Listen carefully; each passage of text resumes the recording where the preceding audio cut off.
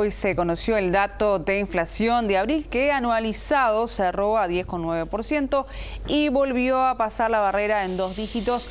Para analizar esta información es que ya recibimos a nuestro columnista especializado en economía, Federico Comesaña. Fede, bienvenido, buenas noches. ¿Cómo andan? Buenas noches.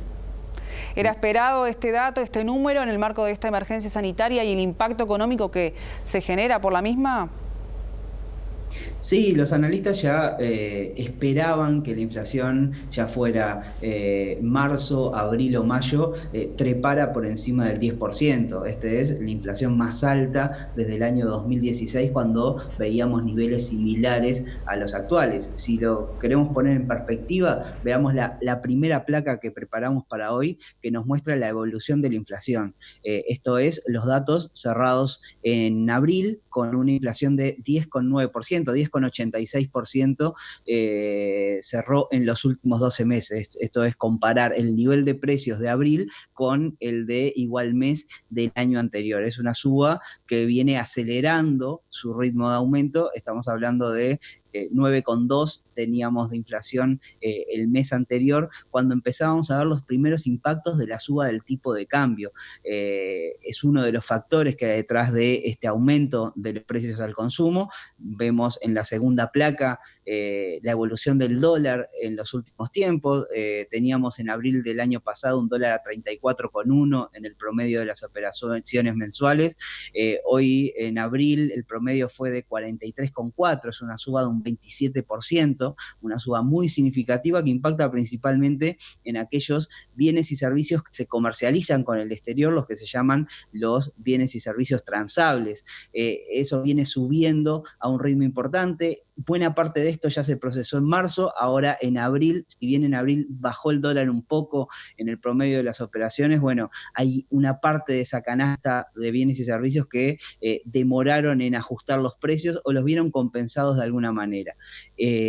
Otro de los elementos que impactó en particular en abril tiene que ver con el precio de los alimentos. Si vemos únicamente la canasta alimenticia en la tercera placa, lo que vemos es en el último mes una suba de 19% en relación a igual mes del año pasado. En abril del año pasado la suba de ese componente de la canasta era de un 8%.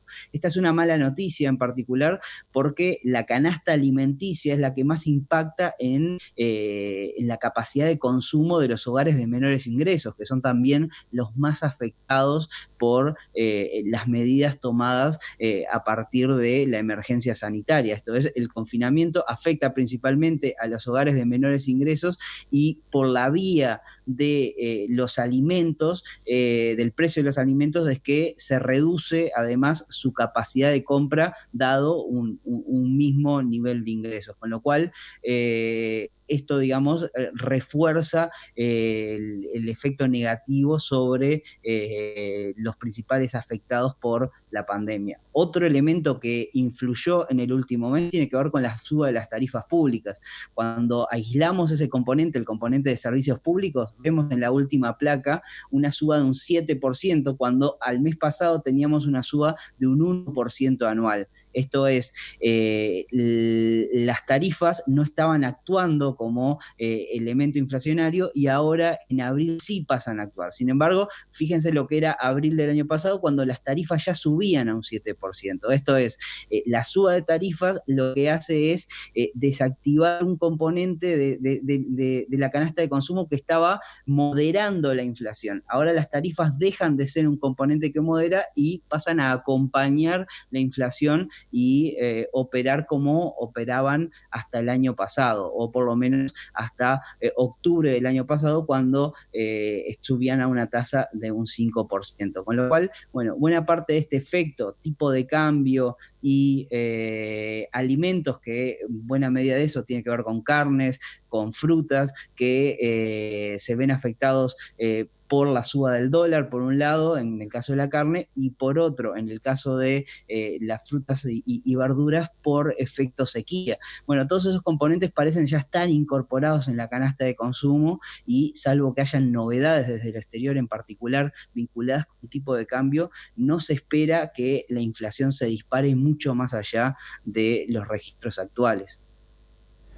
Bien, gracias Federico. Igual te vamos a despedir con un lugar común. Nos quedamos muy preocupados, sobre todo porque algunas de las cosas que más subieron son las que tenemos que comprar todos los días, comer, por ejemplo. Muchísimas gracias, te mandamos un abrazo. Que pasen bien, hasta luego.